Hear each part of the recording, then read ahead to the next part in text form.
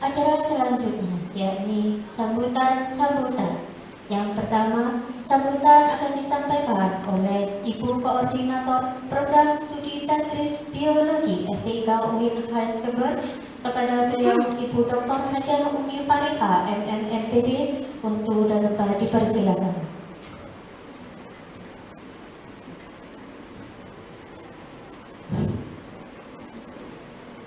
Assalamualaikum warahmatullahi wabarakatuh. A'udzubillahi minasyaitonirrajim. Bismillahirrahmanirrahim. Alhamdulillahirabbil alamin wassalatu wassalamu ala asrofil anbiya'i wal mursalin wa ala alihi wa sahbihi ajma'in. Asyhadu an la ilaha illallah wa asyhadu anna Muhammadar Rasulullah. Rabbi shrah li sadri wa yassir li amri wahlul 'uqdatam min lisani yafqahu qawli. Yang terhormat Bapak Rektor Universitas Islam Negeri Kiai Haji Ahmad Siddiq Jember, Profesor Dr. Haji Hepni SAG MM. Yang saya hormati Bapak Dekan Fakultas Tarbiyah dan Ilmu Keguruan UIN Kiai Haji Ahmad Siddiq Jember, Dr. Haji Abdul Muiz SAG MSI. Yang saya hormati pula Bapak Wadek 1 Fakultas Tarbiyah dan Ilmu Keguruan UIN Kiai Haji Ahmad Siddiq Jember, Bapak Profesor Dr. Haji Masudi MPD. Yang saya hormati Bapak narasumber Bapak Ahmad Fauzi MM yang sudah hadir. Selamat datang Pak Fauzi. Yang saya hormati pula Bapak Ibu dosen Tadris Biologi yang sudah hadir pada hari ini, serta para peserta seminar yang berbahagia.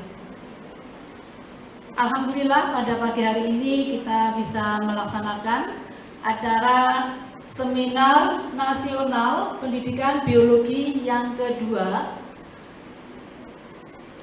dalam keadaan sehat walafiat tak kurang suatu apa.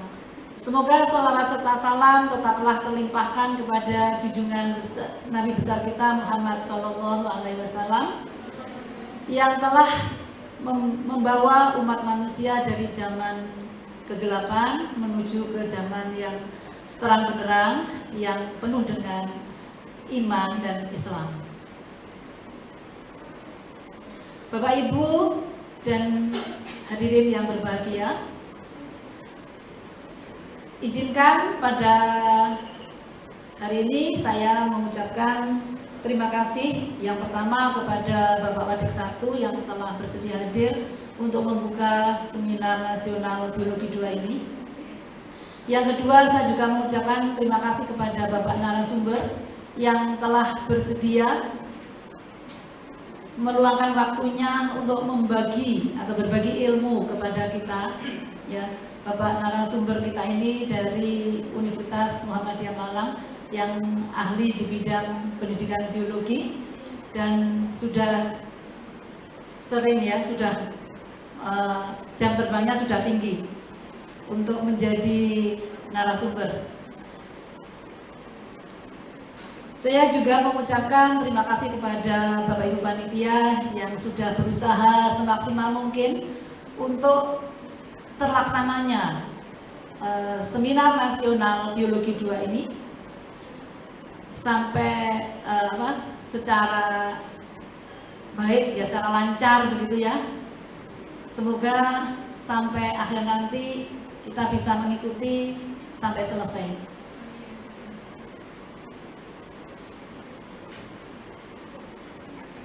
Bapak Ibu yang berbahagia, perlu kami laporkan di sini bahwa Seminar Nasional Biologi yang pertama sudah kita laksanakan pada bulan Juni tahun 2023 dengan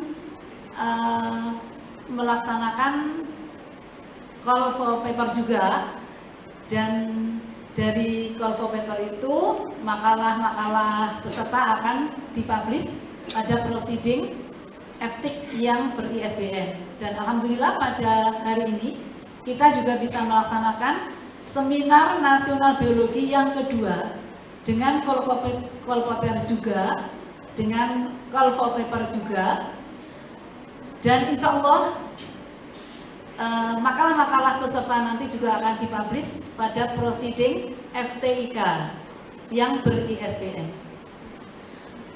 Perlu kami laporkan bahwa peserta seminar hari ini itu terdiri dari mahasiswa dan dosen juga guru yang diikuti dari dalam UIN Yahya Ahmad Siddiq sendiri dan juga dari luar. Yang dari luar ada yang dari UIJ, ada yang dari UNED, ada yang dari UNMU Jember, ya, ada yang dari guru juga. Ya. Kalau saya lihat dari rekapitulasi peserta seminar, alhamdulillah, ya, saya ucapkan selamat datang kepada semua peserta yang sudah berkenan mengikuti atau meramaikan atau berpartisipasi pada acara seminar ini. Selanjutnya, saya mengucapkan atau mohon maaf yang sebesar-besarnya sebagai atas nama panitia, ya, apabila dalam pelaksanaan seminar ini kurang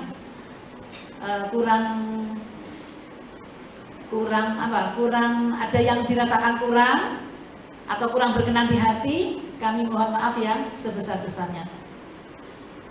Seminar nasional ini adalah wadah untuk sebagai publikasi baik oleh mahasiswa, dosen maupun guru. Ya, harapan kami untuk selanjutnya juga akan ada seminar, akan bisa dilaksanakan seminar yang ketiga, yang keempat dan seterusnya dengan berbasis proceeding lagi. Baik, saya kira itu dari saya sebagai koordinator prodi Tadris Biologi. Selamat mengikuti seminar ini sampai selesai. Akhirnya dari saya, akhirul kalam, wabillahi taufiq wal hidayah. Wassalamualaikum warahmatullahi wabarakatuh. Waalaikumsalam warahmatullahi wabarakatuh. Sambutan kedua sekaligus membuka acara Seminar Nasional Pendidikan Biologi 2 dengan tema Tren dan Inovasi Riset Pendidikan Biologi berbasis kearifan lokal kepada Bapak Wakil Dekan 1, Bapak Profesor Dr. Haji Masudi, MPD, dipersilakan. Assalamualaikum warahmatullahi wabarakatuh. Waalaikumsalam. Bismillahirrahmanirrahim. Alhamdulillahilladzi qad akhrajana dari fikriyat wal hijab wa hatta album sama'il aqli kula hijabin min sahabil jari. Asyhadu an la ilaha illallah wa asyhadu anna Muhammadar Rasulullah. Allahumma shalli ala sayyidina Muhammad wa ala ali sayyidina Muhammad. Yang kami hormati Bapak Dekan serta jajarannya, khususnya Prodi Biologi beserta Bapak Ibu dosen, seluruh mahasiswa yang kami cintai, khususnya kepada Bapak Fauzi yang kami hormati. Hari ini kita mengadakan kegiatan seminar nasional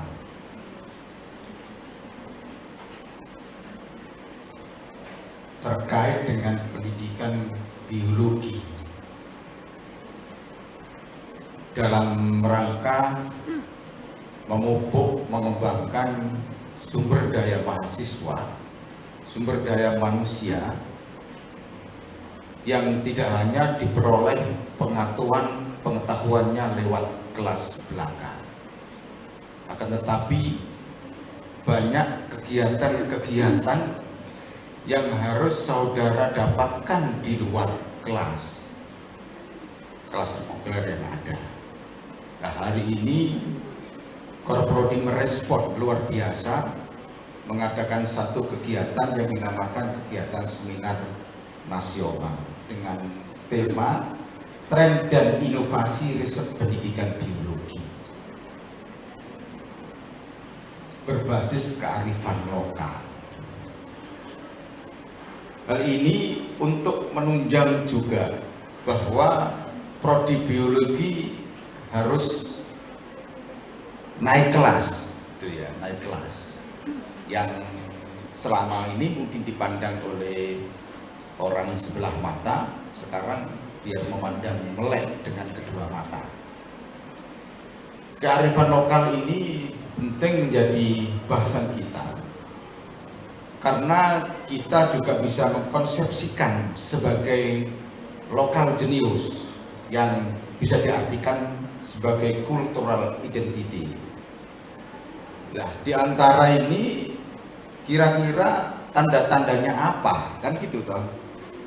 Saudara harus bertahan hidup di era kekinian.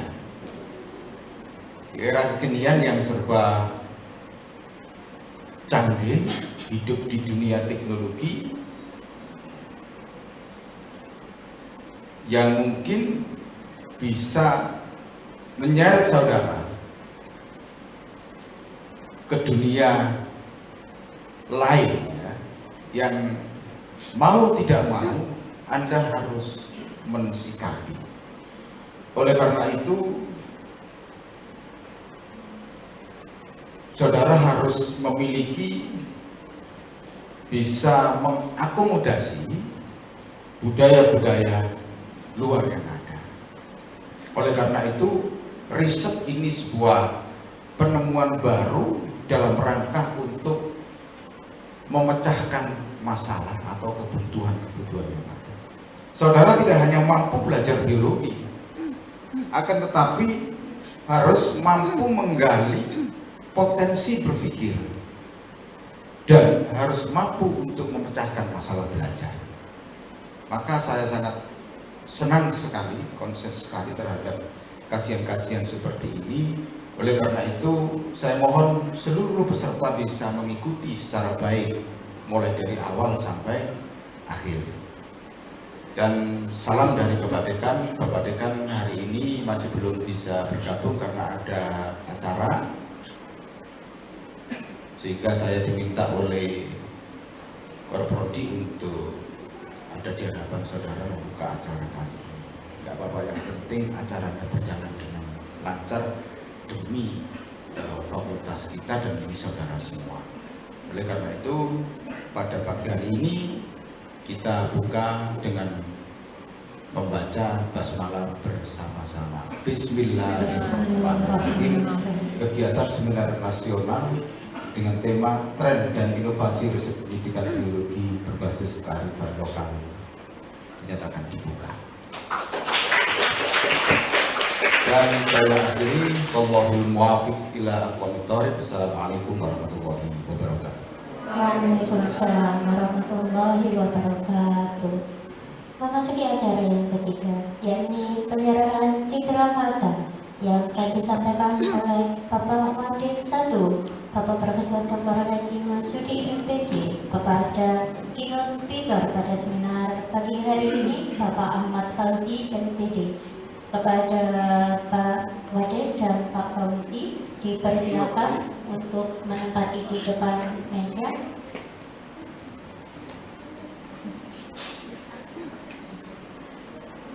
Bersama Bu Korprodi untuk dokumentasi.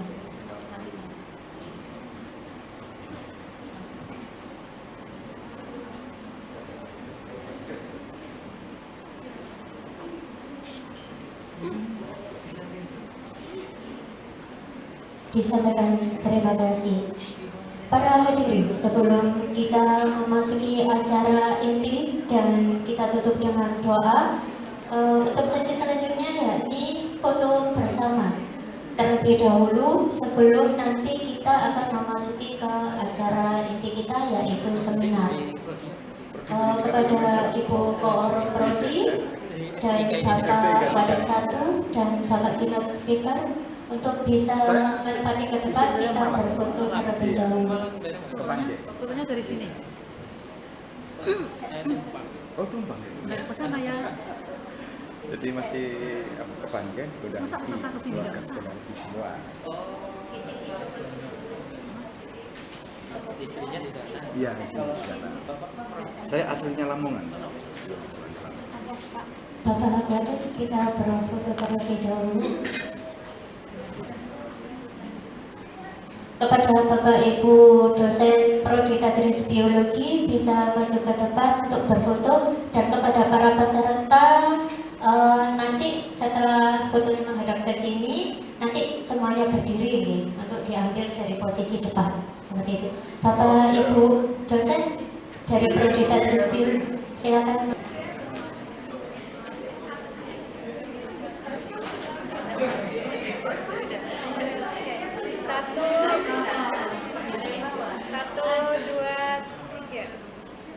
Bebas? Saya bebas. 1, 2, 3.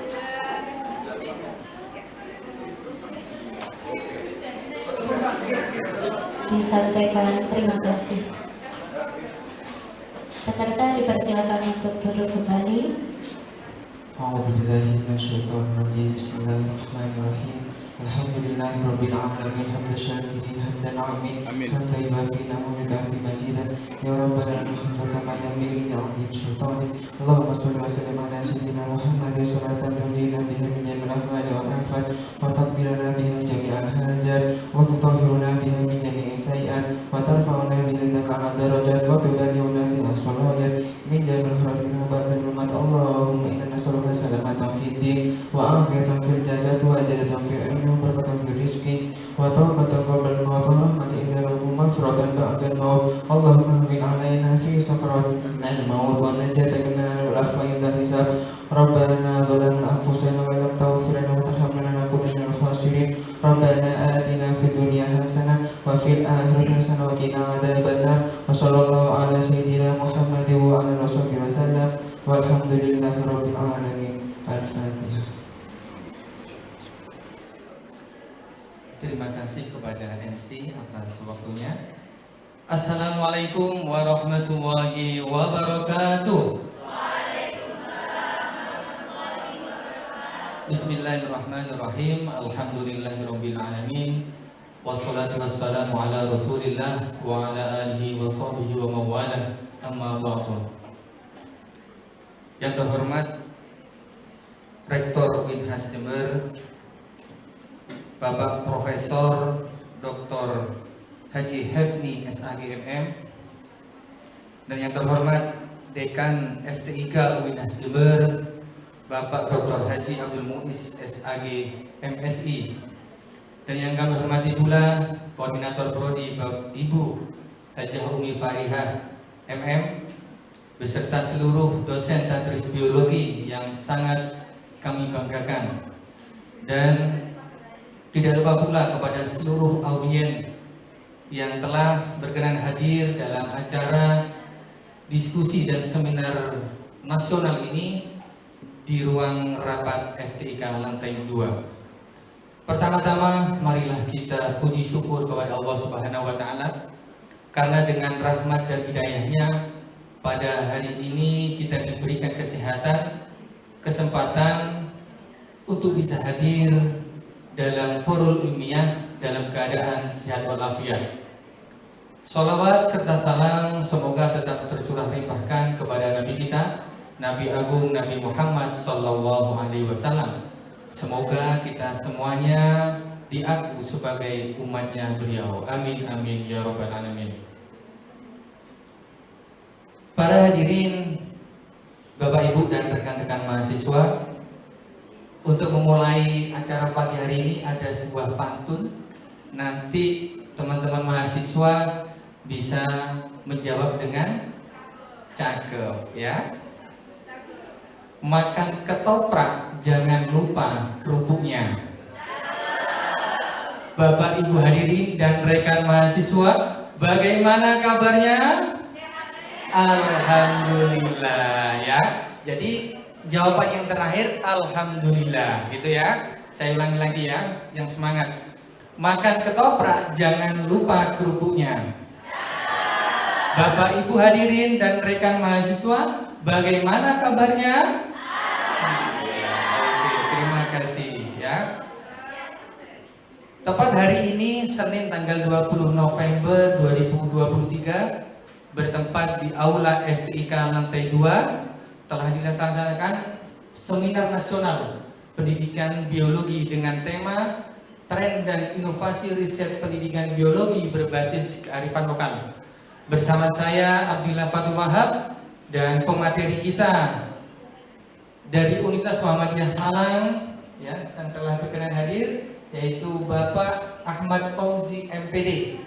Ya, Bapak Fauzi MPD telah ada di tengah-tengah kita. Pada hari ini saya akan membacakan susunan ataupun tata cara untuk mengikuti forum ilmiah pada pagi hari ini. Yang pertama adalah nanti akan ada penyampaian materi yang akan disampaikan oleh Bapak Fauzi MPD selaku pemateri pada pagi hari ini. Insya Allah nanti sekitar pukul 10 ya Bapak G.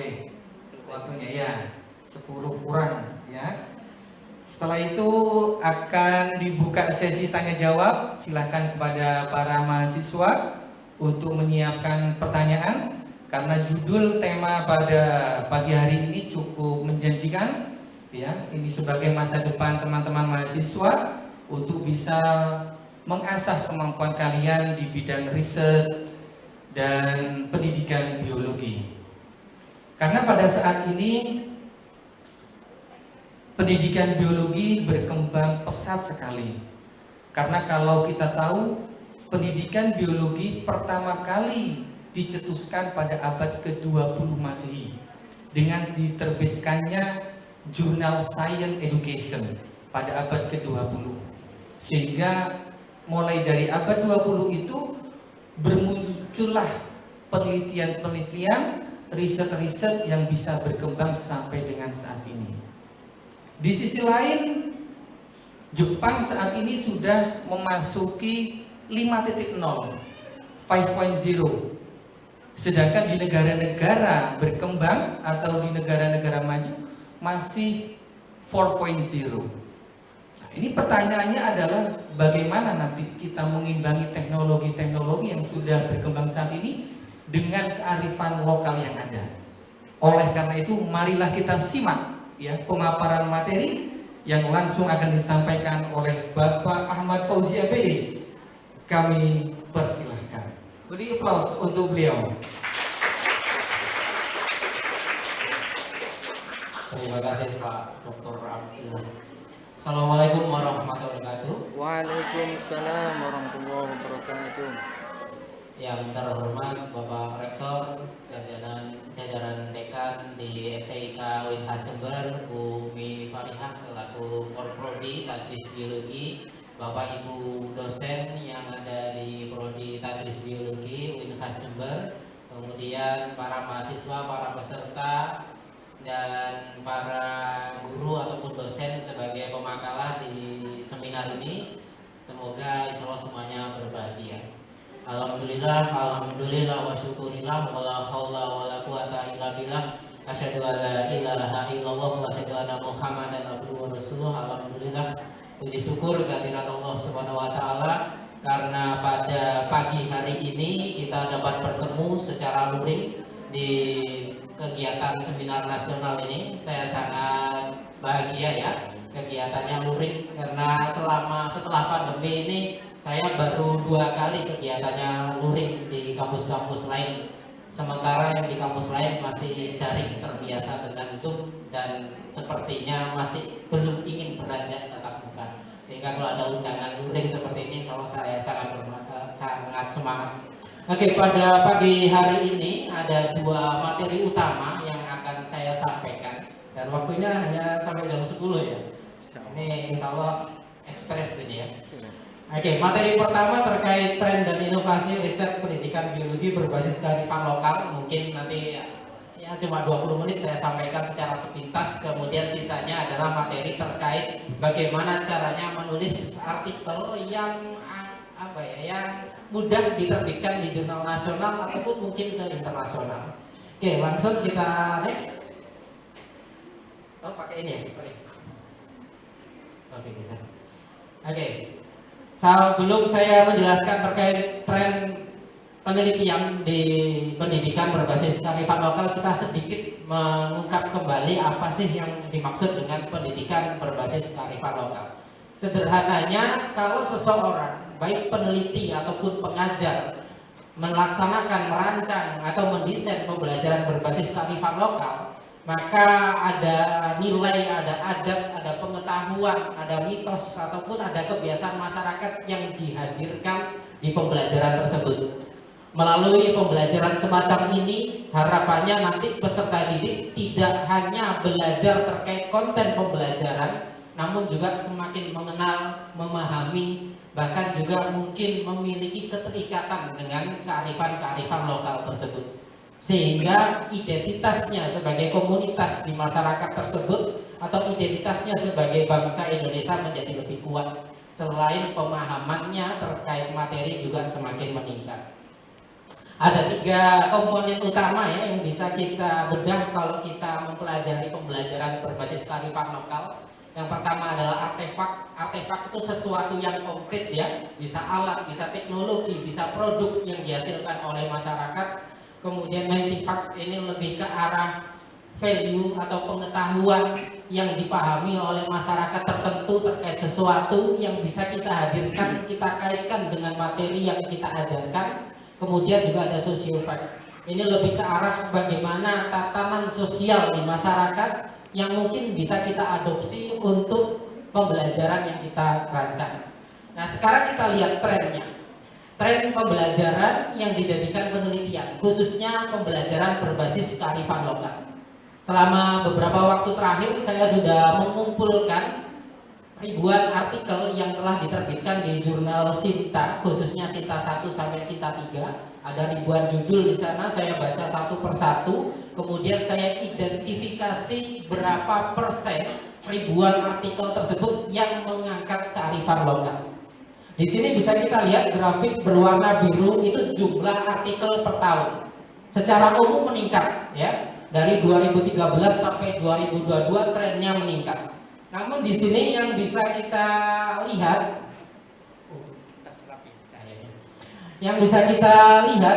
persentase penelitian biologi berbasis kearifan lokal itu sangat sedikit.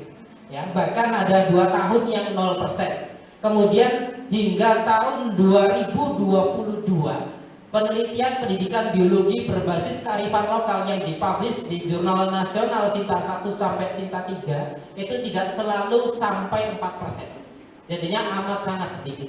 Sehingga di sini kita peluang. Kalau kita ingin melakukan penelitian yang berbasis kearifan lokal, ini peluang yang sangat besar. Karena masih banyak space, masih banyak keunikan, masih banyak kebaruan atau novelty yang bisa kita ungkap. Dan novelty atau kebaruan itu merupakan daya jual yang bisa menjadi poin utama artikel kita bisa dipublish di jurnal ilmiah. Nah, kemudian saya bedah ya, dari sekitar 70 artikel yang berbasis kearifan lokal yang sudah saya kumpulkan dari jurnal Sinta 1 sampai Sinta 3 tadi, ternyata sebagian besar desain penelitiannya adalah R&D, Research and Development, penelitian dan pengembangan. Lumrah ya, logis ya. Karena pada penelitian pengembangan kita para peneliti itu mengembangkan produk tertentu ya, bisa modul, bisa LKPD dan sebagainya. Biasanya latar belakang peneliti melakukan penelitian berbasis kearifan lokal itu dia ingin mengembangkan produk tertentu yang sebelumnya belum ada. Dan ternyata di pembelajaran di Indonesia, meskipun kearifan lokal di sekitar masyarakat itu banyak, masih jarang diintegrasikan di pembelajaran. Sehingga banyak peneliti yang mencoba mengembangkan perangkat, modul dan sebagainya berbasis kearifan lokal. Kemudian nomor 2 yang besar adalah penelitian berbasis kuantitatif. Sedangkan sisa lainnya ada literature review dan sebagainya. Kemudian Di penelitian kuantitatif tadi sebagai yang nomor 2 terbesar ya persentasenya, saya bedah lagi, ternyata yang terbesar desain eksperimennya adalah kuasi eksperimen. Kalau kita ingat ya, penelitian eksperimen itu secara umum ada 3 plus 1 ya. Yang pertama true eksperimen, biasanya kalau kita di laboratorium biologi kita bisa true eksperimen, eksperimen sesungguhnya. Kemudian kuasi eksperimen atau eksperimen semu. Di sini kayak true tetapi kita tidak bisa secara acak mengelompokkan sampel. Nah, itu namanya kuasi eksperimen. Pada umumnya penelitian sosial dan pendidikan itu kuasi eksperimen. Sehingga hasil ini sejalan, ya. Di bawahnya kuasi eksperimen ada pre-eksperimen. Kalau pre-eksperimen cirinya tidak ada kelompok kontrol. Berapapun jumlah perlakuan selama tidak ada kelompok kontrol, itu namanya pre-eksperimen. Dan yang paling banyak pre-eksperimennya hanya 1 kelompok. Sehingga di penelitian berbasis kearifan lokal ini 28% penelitian itu rata-rata hanya melibatkan 1 kelas. Dia menggunakan produk berbasis kearifan lokal, ada pretest, produk itu diterapkan, kemudian post test. Jadinya hanya one shot saja. Nah, itu 28%. Yang kuasi mayoritas tetapi masih sedikit. Padahal kalau kita ingin meneliti dampak pembelajaran tertentu terhadap kompetensi, yang paling bagus adalah kuasi. Karena kalau terus susah di Indonesia dilakukan.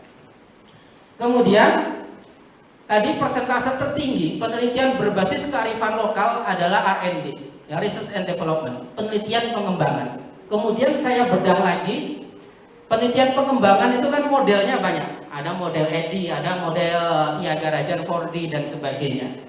Ternyata di sini bisa kita lihat ya, yang paling banyak digunakan untuk mengembangkan pembelajaran berbasis kearifan lokal itu yang pertama adalah 4D-nya Tyagarajan, ya, 4D, ya. Dari ada design, ada development nih, kan nanti dissemination. Yang menarik di sini, yang paling banyak sebetulnya adalah Sugiono. Nah, ini yang perlu kita garis bawah ya, boleh menggunakan Sugiono, tetapi saya lebih merekomendasikan ketika kita mengembangkan produk tertentu, kita coba rujuk standar yang lebih internasional, buku yang lebih primer, ya. Karena Sugiono itu kan membuat buku metode penelitian. Kemudian di sana ada beragam jenis penelitian, salah satunya penelitian pengembangan. Sehingga kalau kita ingin mengembangkan, kalau ingin levelnya lebih tinggi lagi, lebih mudah dipublish di jurnal, kita pilih yang penelitian pengembangan berbasis buku pengembangan asli. Paling banyak ya bisa 4D-nya Tyagarajan atau EDI-nya Sibrans. Tetapi di sini bisa kita lihat, ternyata ada yang pakai EDI tetapi sumbernya bukan Brans. Sehingga di sini ada indikasi beberapa artikel pengembangan itu merasa dia sudah pakai model yang betul tetapi referensinya salah.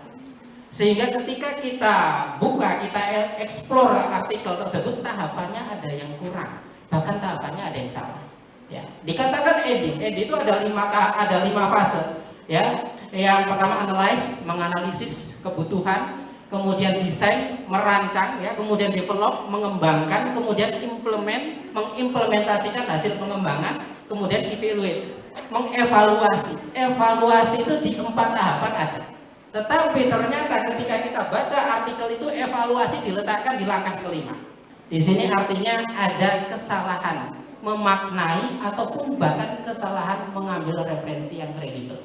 Tidak hanya EDI ya, nanti kalau kita eksplor lagi ternyata banyak penelitian pengembangan mengatakan menggunakan Azure tetapi ternyata bukan aslinya yang diambil. Bahkan ada yang pakai EDI tetapi sumbernya Bob and Gold, Dick and Carey, padahal itu modelnya berbeda. Mohon maaf ya, ini saya percepat speed saya. Oke, kemudian ragam data yang diukur. Nah di sini ya, kalau kita melakukan penelitian pengembangan, prinsipnya kita menghasilkan produk itu harapannya bisa mencapai sesuatu yang kita inginkan. Ini bisa kita lihat peluang, ya. Ternyata rata-rata penelitian pengembangan berbasis kearifan lokal itu tujuan akhirnya hanya untuk validitas, keterbacaan, respon siswa atau kelayakan, hanya berhenti di situ. Sedangkan penelitian pengembangan yang juga mengukur kompetensi siswa di era saat ini masih jarang. Paling umum keterampilan berpikir kritis, ya lumayan ada beberapa, tetapi masih sedikit. Sehingga ini peluang ya kalau nanti mbak-mbak, mas-mas, ibu, bapak mengembangkan penelitian berbasis kearifan lokal untuk pendidikan, coba angkat variabel terikat berbasis abad 21.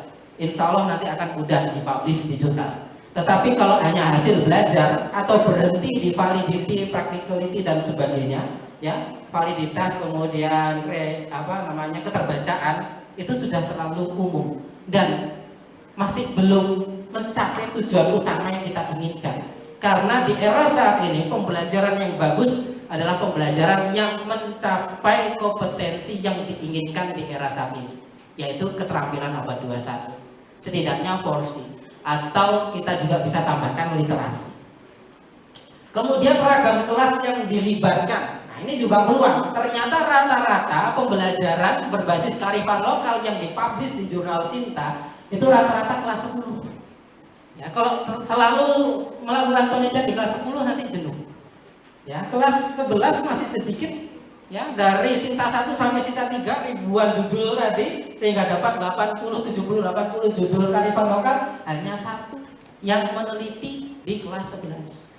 Nah, ini novelty-nya, kebaruannya jadinya masih bisa dieksplor ini.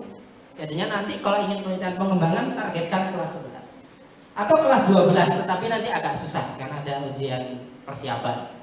Ya, atau kelas 7-8 itu masih jarang. Ya. Yang nomor 2 adalah S1. Nah, ini mungkin dosen atau mahasiswa S2, S3 yang meneliti. Kemudian materi pelajaran yang diteliti. Ternyata rata-rata penelitian berbasis kearifan lokal itu mengembangkan produk penelitian untuk materi keanekaragaman hayati, lingkungan, ekosistem. Padahal masih banyak materi lain, kearifan lokal lain yang bisa dikaitkan dengan materi-materi biologi lain. Nanti akan saya lihatkan contoh-contohnya. Ya. Nah ini ya detailnya. Kemudian nah ini sebaran. Ya, sebaran penelitian berbasis kearifan lokal di bidang pendidikan biologi. Di sini bisa kita lihat yang paling banyak melakukan penelitian terkait kearifan lokal ternyata di daerah Banjarmasin, kemudian kalau di Sumatera itu Bengkulu, ya. Kemudian kalau di Indonesia itu yang sedikit agak banyak di daerah Kudus. Kemudian kalau di daerah agak menengah itu ada di Mataram, itu lumayan banyak, dan Lombok. Nah, sedangkan di Malang itu saya hanya menemukan satu, kalau dari Sinta 1 sampai Sinta 3. Ya, di Jember kalau tidak salah 1 atau 2 begitu. Ya, padahal banyak kearifan lokal yang bisa kita angkat. Oke, sekarang kita coba cek kalau di data Scopus, ya. Saya menggunakan boolean seperti ini ya, biology education or biological education or dan sebagainya. Nah, berapa penelitian di database Scopus yang berbasis kearifan lokal di pendidikan biologi? Ternyata sedikit juga. Ada sekitar 18 artikel masih, ya. Dan bahkan di 2015 nggak ada sama sekali. Nah, kemudian, nah ini jumlah artikel berdasarkan negara, nah, kita paling tinggi. Nah, kearifan lokal kita itu banyak. Ya. Kemudian diikuti oleh Amerika Serikat dan lainnya negara-negara yang lain. Nah, sekarang berdasarkan jenisnya, ternyata sayangnya ya, oke lah masuk database Scopus, database bereputasi. Tapi rata-rata, bukan rata-rata ya, setengah penelitian tadi hanya masuk conference proceeding, ya. Proceeding seminar internasional. Yang masuk ke jurnal ilmiah berkala masih sedikit. Oke, ini ya judul-judulnya, nanti bisa dibaca judul-judul di database Scopus. Nah, sekarang kekurangan kebanyakan publikasi berbasis kearifan lokal. Ini coba kita bedah agar nanti kalau kita mengembangkan penelitian berbasis kearifan lokal, kapan publish di Sinta 2 ataupun di Scopus.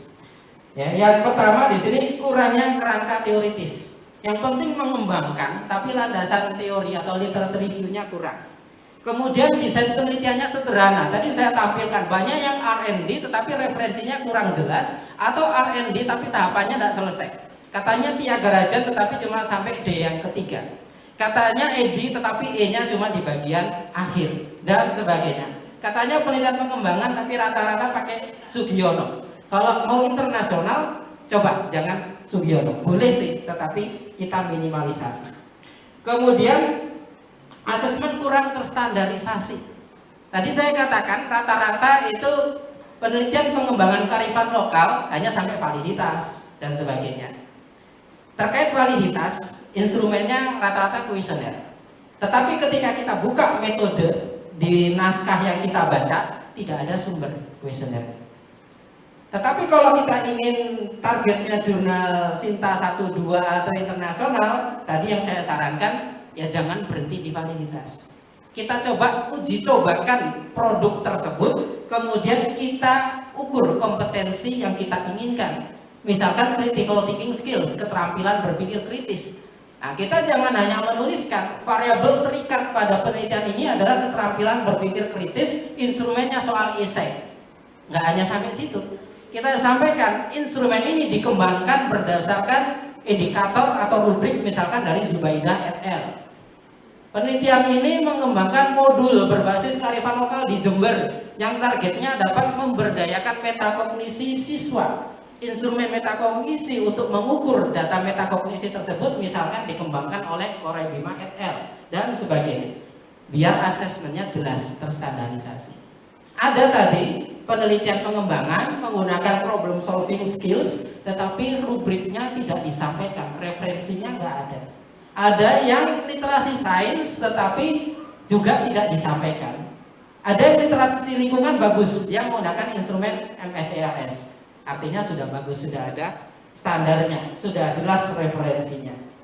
Kemudian di sini juga ada kearifan lokal yang dianggap kurang jelas. Banyak penelitian yang tadi sudah saya review itu, dia mengatakan di judulnya berbasis kearifan lokal, tetapi di pendahuluan dan pembahasannya hampir tidak dibahas. Kearifan lokal tentang apa yang diangkat, yang diintegrasikan di produk pengembangannya. Nah, kalau kita bisa mengangkat itu, menjelaskan itu di introduction, dikasih pengantar, di pembahasan kita detailkan, insya Allah nanti nilai dari draft publikasi kita akan semakin bagus. Begitu. Kemudian tidak semua saya sampaikan ya. Di sini yang paling akhir itu dampak yang diteliti jangka pendek. Maksudnya gimana? Ya, implementasinya terlalu singkat. Sudah penelitian pengembangan terus berhenti. Nah, ini nanti kita bisa multi years. Atau kalau kita mahasiswa ya, nanti kakak tingkatnya mengembangkan modul. Adik tingkatnya nanti mengeksperimenkan modul tersebut. Adik tingkat yang lain nanti mengukur kompetensi lain dari modul tersebut. Jangka panjangnya jelas. Dan itu kalau dijadikan satu atau beberapa naskah publikasi, insya Allah juga bagus. Karena kebaruannya sangat bagus. Karena kenapa? Tadi saya katakan bahwasanya banyak penelitian berbasis kearifan lokal yang hanya short term, jangka pendek dampaknya yang diukur. Oke. Kemudian nanti bisa dibaca yang lain ya. Oke, nah ini beberapa contoh ide bagaimana kita menerapkan kearifan lokal di pembelajaran. Jadi saya katakan rata-rata hanya di biodiversity, hanya di keanekaragaman hayati, lingkungan dan ekosistem. Padahal kalau kita mengeksplor kearifan lokal di Indonesia, kita bisa mengaitkan ke materi lain ya. Nanti bisa dibaca ya di botani bagaimana, di zoologi bagaimana. Hampir semua atau bahkan semua materi biologi itu bisa kita kaitkan dengan local wisdom yang ada di Indonesia. Nah, ini contoh penerapannya ya. Kalau nanti penelitiannya pembelajaran di virus bagaimana, di bakteri bagaimana, ini hanya contoh-contoh saja. Nanti silakan dibaca ya. Hampir semua, bahkan semua materi di kelas 10, 11, 12 SMA ataupun di jenjang S1 bisa kita integrasikan dengan beragam kearifan lokal yang ada di sekitar kita. Oke, itu materi 1 ya. Lanjut langsung materi 2. Oke. Padahal kalau di Blitar itu saya ngisi 2 hari. Oke. Ya, ini materi kedua ya. Tadi kita sudah lihat terkait kearifan lokal. Sekarang bagaimana caranya kita menyusun draft publikasi yang kalau dikirim ke jurnal itu peluangnya bisa tinggi untuk dipublish. Oke, sebentar. Saya buka juga materi di di HP saya. Oke, di setiap workshop, kuliah tamu, seminar yang saya isi, saya selalu menyampaikan ini. Ini moto di lembaga publikasi ilmiah di universitas saya. Publikasilah artikel yang baik di tempat baik dengan cara yang baik agar menghadirkan banyak hal baik. Kita positive thinking dulu, kita berprasangka baik dulu. Ada yang mengatakan ngapain nulis jurnal, apa sih Scopus, itu dibuang dulu kalau kita mau nulis. Ya, kita punya prasangka baik. Kalau kita meneliti dan kita publikasikan, insya Allah nanti akan bermanfaat untuk halayak. Nah, kemudian ini moto juga yang selalu saya sampaikan, penelitian yang baik merupakan hulu dari publikasi yang baik. Sebagus apapun penelitiannya, insya Allah akan bisa dipoles menjadi publikasi yang berkualitas. Tetapi kalau penelitiannya kurang bagus, bagaimanapun cara memolesnya tidak akan mampu menjadi naskah yang berkualitas. Sehingga kalau kita ingin target publikasi yang tinggi, penelitiannya juga berkualitas. Penelitian berkualitas bukan berarti penelitian yang kompleks, ya. Penelitian yang berkualitas adalah penelitian yang sesuai dengan metode ilmiah, sesuai dengan prosedur yang sistematis, informasinya lengkap. Cukup itu saja. Sederhana pun hanya penelitian survei, bisa kita publish di Q1, ya, jurnal yang level paling tinggi, selama tadi metodenya jelas, sistematis, dan memang ada dasarnya.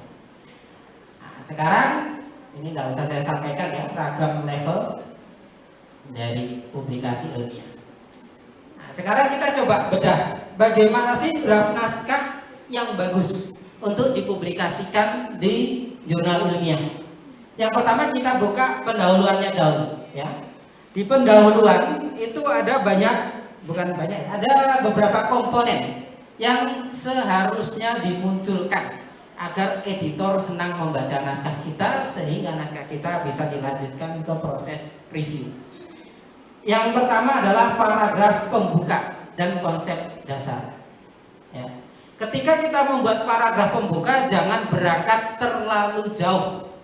Menurut Undang-Undang Dasar, nah itu terlalu jauh, ya. Itu katanya salah satu profesor saya, itu khutbah kenegaraan, ya, bukan draft naskah publikasi.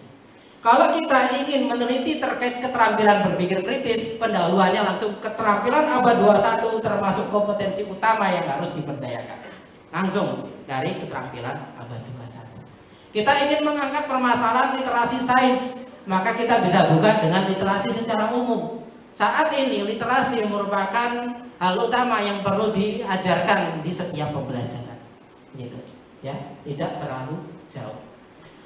Nah, di situ kita bisa masukkan konsep-konsep dasarnya. Apa yang dimaksud literasi, apa yang dimaksud keterampilan berpikir kritis, tetapi jangan mengartikan secara langsung. Keterampilan berpikir kritis menurut Ennis didefinisikan sebagai, itu dilarang di pendahuluan, ya. Di pendahuluan kita bisa menyampaikan definisi secara tidak langsung. Kita tidak boleh mengatakan keterampilan berpikir kritis adalah bla bla bla bla. Tetapi kita bisa menyampaikan karakteristik siswa yang berpikir kritisnya baik adalah yang mampu memecahkan masalah yang kontekstual. Misalkan begitu menurut si ini. Siswa-siswa tersebut mampu juga menjawab pertanyaan dari perspektif lain berdasarkan pengetahuan yang dia miliki. Menurut siapa? Kita tidak mendefinisikan, tetapi kita sampaikan karakteristik. Kenapa nggak boleh didefinisikan? Karena definisi dari variabel, dari konsep, itu biasanya kita masukkan di subbab khusus namanya literatur review. Tetapi kalau di jurnal Sinta biasanya tidak ada subbab itu. Dari pendahuluan langsung ke metode. Kemudian kita sampaikan paragraf permasalahan, lalu alternatif solusi. Tadi kita langsung introduksinya keterampilan abad 21 misalkan. Keterampilan abad 21 merupakan keterampilan yang penting diberdayakan selama pembelajaran biologi. Dengan menggunakan keterampilan abad 21, siswa mampu berhadapan dengan era saat ini dengan bekal yang cukup. Melalui kompetensi ini, siswa akan juga mudah bersaing ketika mereka lulus dari sekolah. Nah, itu kita sampaikan dasarnya. Kemudian kita sampaikan permasalahannya. Permasalahannya di Indonesia pembelajaran masih jarang diorientasikan ke keterampilan abad 21. Nah, kita langsung sampaikan. Introduction itu ringkas tetapi padat. Ya. Kita sampaikan permasalahan di sini bisa menggunakan dua pendekatan. Yang pertama berdasarkan kondisi lapang di sekitar kita yang bisa kita ambil dari observasi atau wawancara.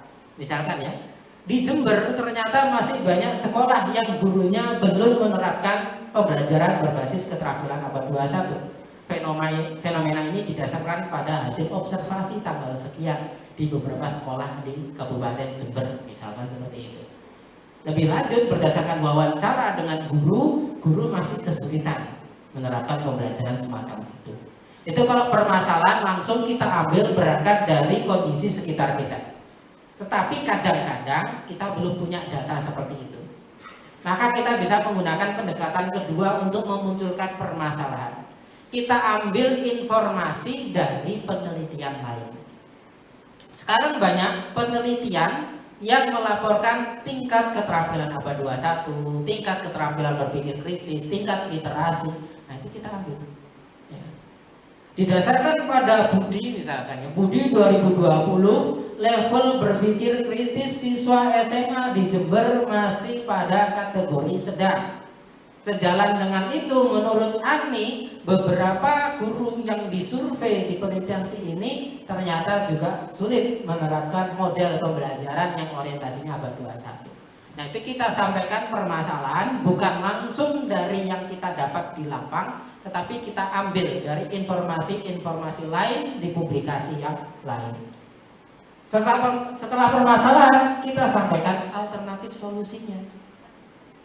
Berkaitan dengan rendahnya keterampilan berpikir kritis, maka penerapan model pembelajaran kooperatif inovatif merupakan salah satu alternatif yang terbaik. Project based learning merupakan model pembelajaran inovatif yang bla bla bla bla bla. Di sisi lain problem based learning bla bla bla bla.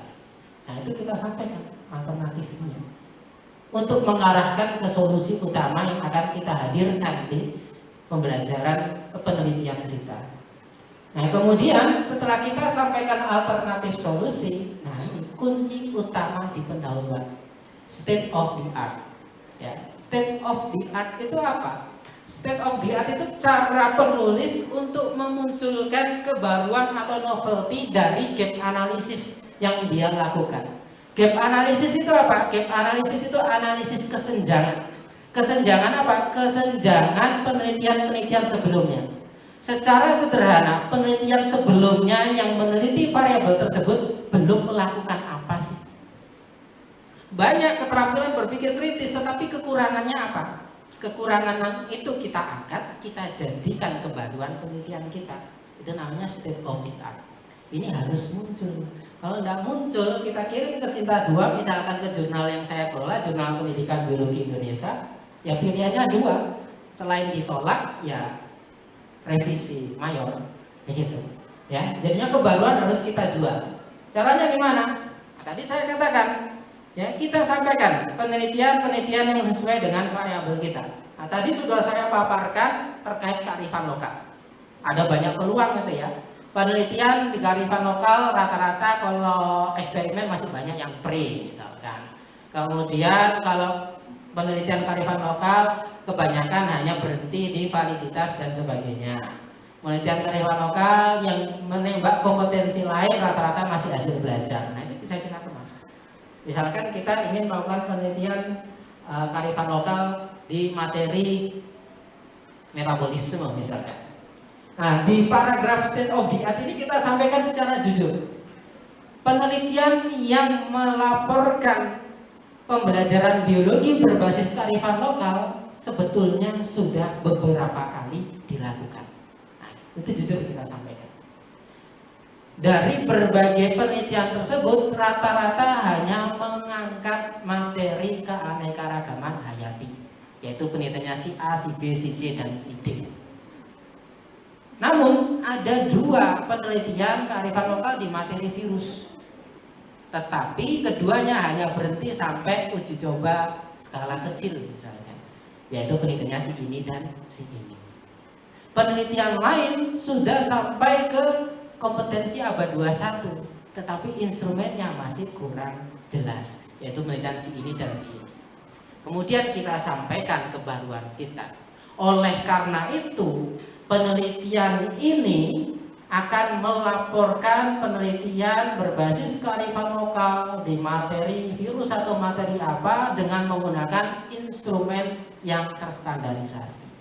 Nah, itu novelty kita, kebaruan kita, sehingga state of the art-nya jelas. Lagi-lagi ini kunci utama introduction. Bahkan state of the art itu juga kunci utama keseluruhan naskah. Kalau nanti kita ingin misalkan ke jurnal internasional bereputasi, kebetulan saya mereview beberapa jurnal Q1, Q2, bahkan di websitenya, di akun reviewernya itu ada kolom khusus. Apakah naskah ini original? Apakah naskah ini novel? Apakah naskah ini urgent? Ada kolomnya khusus. Kalau nggak ada kebaruan, ya tinggal saya tulis. Tidak ada kebaruan yang disampaikan oleh penulis. Nah, sehingga itu kunci utama. Kemudian, nah ini yang sering dilupakan, tujuan penelitian. Kenapa kok tujuan penelitian sering dilupakan di naskah publikasi? Karena biasanya peneliti itu membuat draft publikasi dari laporan penelitian, atau dari skripsi, atau dari tesis, atau laporan internal, laporan eksternal, dan sebagainya. Yang mana kebanyakan laporan itu di bab satunya latar belakang sama tujuan dipisah. Ya, sehingga nanti lupa ketika ditransform ke publikasi tujuannya ketinggalan. Padahal tujuan itu komponen utama di pendahuluan. Setelah kita tadi sampaikan state of the art-nya, kita sampaikan oleh karena itu tujuan penelitian ini adalah bla bla bla bla. Nah, gitu ya. Sama, biasanya reviewer juga ditanya, apakah tujuan sudah disampaikan secara jelas? Ya, nggak hanya harus tersirat ya, tetapi jelas muncul di sana. Kemudian urgensi itu pentingnya. Kenapa kok penelitian ini penting? Kenapa penelitian ini harus dilaporkan? Nah, itu bisa kita sampaikan 1-2 kalimat, atau kalau mampu 1 paragraf malah bagus. Penelitian ini perlu dilakukan karena masih jarang penelitian terkait local wisdom di Indonesia. Kalau tidak dilakukan, nanti kearifan lokal itu akan lama-lama tidak dikenali oleh peserta didik. Di sisi lain, pembelajaran biologi harus kontekstual. Nah, itu kan urgensi. Kenapa? Ya, urgensi itu seberapa penting? Kenapa penting penelitian ini harus dilaporkan atau dilakukan? Nah, ini contohnya ya, paragraf pembuka. Nanti bisa dibaca sendiri karena kita terbatas waktunya. Nah, ini sudah lengkap ya. Analisis novel tujuan, urgensi penelitian, ini juga bisa dibaca. Nah, sekarang kita masuk di metode. Metode ini juga ada 5 komponen utama yang harus muncul. Yang pertama adalah desain atau rancangan penelitian, setelah waktu dan tempat. Kemarin ketika saya mereview penelitian-penelitian berbasis kearifan lokal, oke, mayoritas sudah disampaikan jenis penelitiannya. Tetapi ada yang disampaikan di paragraf kedua metode. Jenis desain pendekatan penelitian itu sebaiknya muncul di paragraf pertama. Ya. Karena itu ruh utama dari metode, sehingga di awal harus langsung muncul. Nah, yang banyak belum menyampaikan adalah waktu penelitian.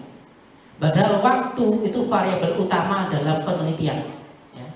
Kita meneliti pengaruh modul berbasis kearifan lokal di Jember untuk berpikir kritis di tahun ini, di 2 tahun yang lalu, dan di 5 tahun yang lalu, insya Allah hasilnya berbeda. Kenapa? Karena 5 tahun yang lalu itu sebelum ada pandemi. 2 tahun yang lalu pandemi lagi tinggi-tingginya. Sekarang sudah tidak pandemi. Artinya waktu itu variabel yang sangat mempengaruhi variabel terikat kita. Ya, kalau dalam metode kita kenal confounding variable. Ya, kita jadinya harus memahami adanya variabel-variabel lain yang bisa mempengaruhi, sehingga itu kita informasikan. Salah satu yang utama adalah waktu, dan itu masih banyak belum disampaikan di artikel publikasi. Kalau lokasi hampir semua menyampaikan, meskipun ada beberapa yang belum. Sehingga kemarin ketika saya review untuk mencari sebaran lokasi penelitian, ada beberapa yang tidak ketemu, ada beberapa yang ketemu tetapi masuknya tersembunyi di naskah itu. Ternyata dimasukkan di introduction, di pendahuluan, di metode nggak disampaikan. Kemudian populasi, sampel, dan teknik pengambilan sampel ini juga harus disampaikan ya. Ini insya Allah sudah banyak yang menyampaikan kalau di naskah. Nah kalau penelitian kita survei itu sederhana sekali. Sehari kita survei itu bisa kita jadikan naskah. Masuk ke internasional, masuk ke nasional selama sampelnya jelas dan sesuai bisa dipublish. Saya suka penelitian survei ya. Jadinya seminggu penelitian terus menyusun naskah kirim keluar. Tetapi yang penting dalam penelitian survei dan penelitian yang lain kita sampaikan populasinya secara jelas dan justifikasi jumlah sampelnya. Kenapa bisa mewakili populasi yang sudah kita tentukan tadi. Sehingga dalam metode penelitian kita mengenal sampling size ya. Minimum sampling size. Berapa sih minimal jumlah sampel yang dapat mewakili target populasi kita. Ya. Itu ada beberapa pendekatan. Kemudian instrumen penelitian. Nah, ini yang utama juga ya. Tadi saya sudah menyinggung banyak penelitian yang lupa belum menyampaikan referensi. Instrumen itu didasarkan oleh siapa? Lupa kalau saya ingin mengembangkan, ya boleh kita sampaikan. Instrumen berpikir kreatif pada penelitian ini dikembangkan oleh author, boleh. Tetapi kita juga sampaikan indikatornya didasarkan oleh siapa. Nah, kita nggak boleh ujuk-ujuk ya buat instrumen yang indikatornya kita buat sendiri. Nah, indikator kita ambil dari publikasi lain yang membahas variabel tersebut. Ya, ada penelitian publikasi review. Nah, review itu atau theoretical framework. Nah, itu bisa kita cari, kita baca. Di situ nanti kita simpulkan. Oh, berpikir kreatif itu komponennya ini dan ini. Itu kita jadikan indikator, kemudian kita jadikan instrumen. Nah, itu ya. Kalau ke Sinta 3, 4, 5 ataupun bahkan Sinta 2 kita hanya menyampaikan esai, insya Allah masih nggak apa-apa. Beberapa jurnal Sinta 2 masih aman. Tetapi beberapa jurnal Sinta 2 yang lain seperti yang saya kelola, instrumennya nggak ada referensi, pasti akan dikomentari oleh editor. Belum masuk meja reviewer, editor sudah minta. Gitu. Ya. Nah, instrumen penelitian juga kita detailkan. Tadi katanya indikatornya berdasarkan ini. Nah, indikatornya apa saja? Berpikir kreatif menurut ini itu ada 3 dimensi. Nah, itu kita sampaikan. Dari 3 dimensi ini diturunkan menjadi berapa item. Dan akan lebih bagus lagi, ya, kalau hasil validasi dan hasil validitas reliabilitasnya juga dimunculkan. Kalau di jurnal nasional masih opsional ini. Tetapi kalau cita-citanya ke Scopus wajib, ya wajib ada hasil uji validitas, reliabilitas, ataupun bahkan mungkin uji faktor analisis. Gitu. Bocoran dikit, saya biasanya kalau penelitian ya beberapa 2 tahun terakhir arahnya ke sana, hanya survei ya. Saya kembangkan instrumennya jadi saya sebar ke banyak mahasiswa, banyak siswa melalui Google Form. Kemudian hasil survei itu bukan saya gunakan untuk memetakan tingkat kompetensi, tetapi untuk menganalisis instrumen yang saya kembangkan. Nah, itu sangat menjual untuk dipublikasi di jurnal internasional. Rata-rata jurnal Q2, Q3 yang saya masuki cuma itu aja, survei, kemudian analisis instrumen, selesai. Oke, kemudian prosedur penelitian ini juga disampaikan. Nah, ini lupa kadang-kadang ya. Katanya pakai PBL tapi sintaksnya nggak disampaikan. Padahal bisa jadi PBL sintaksnya berbeda berdasarkan referensi. Secara umum problem based learning itu kan ada 5 tahapan, dari orientasi masalah, pengorganisasian siswa kepada kelompok belajar dan seterusnya. PJBL ada 6, penentuan pertanyaan mendasar sampai refleksi dan evaluasi. Tetapi bisa jadi ada juga referensi lain namanya juga PJBL, sintaksnya agak berbeda. Sehingga perlu kita sampaikan sintaks model yang digunakan di pembelajaran ini seperti ini, diterapkan selama sekian pertemuan untuk materi ini. Nah, itu kita sampaikan secara jelas. Kemudian teknik analisis data. Kalau teknik analisis data insya Allah sudah banyak yang menyampaikan. Nah, ini nanti bisa dibaca ya, contoh-contoh cara menyampaikan metode yang bagus. Kemudian hasil dan pembahasan. Yang pertama hasil, ya hasil itu kita harus mempresentasikan data dengan ringkas namun cermat. Kalau kita bukan kualitatif tetapi kuantitatif, sebisa mungkin visualisasikan data menjadi grafik. Kalau nggak bisa grafik, minimal tabel, ya. Kalau kualitatif, selama kita tidak bisa membuat diagram, ya sudah, naratif saja nggak masalah. Oke. Kemudian membandingkan temuan penelitian dengan laporan penelitian terdahulu. Ini pembahasan. Oh ya, yang di ASID saya mumpung ingat. Di artikel tidak mengenal redundansi, tidak mengenal pengulangan. Kalau di skripsi mungkin kita masih bisa menemui ada tabel, bawahnya grafik, datanya sama, boleh di skripsi. Kalau di artikel jurnal tidak boleh, tidak boleh ada pengulangan. Kalau sudah ada grafik, tidak usah diulang dalam bentuk tabel. Begitu juga sebaliknya, tetapi harus disampaikan. Keragaman level berpikir kritis dipresentasikan di tabel 1. Didasarkan pada tabel 1, sekian persen mahasiswa berpikir kritisnya kategori sedang. Itu disampaikan, dimension juga. Ya, jadinya semua tabel, semua gambar itu harus dimention, disebutkan di paragraf. Jangan sampai ada tabel ataupun grafik yang tidak disebut sama sekali. Kemudian kembali ke pembahasan ya, membandingkan temuan. Nah ini kalau di jurnal nasional masih banyak saya temui. Di pembahasan hanya menceritakan data tetapi nggak dibahas. Banyak siswa yang berpikir kritisnya rendah, 60% begini. Setelah PJBL diterapkan begitu. Cuma cerita data. Tetapi nggak dibahas kok bisa PJBL meningkatkan berpikir kritis. Dan nggak dibandingkan dengan penelitian lain. Padahal di awal pembahasan kita wajib membandingkan. Saya selama jadi reviewer dimanapun mereview, kalau pembahasannya bukan berangkat dari membandingkan hasil penelitian terdahulu, selalu saya komentari. Mana perbandingannya dengan penelitian sebelumnya?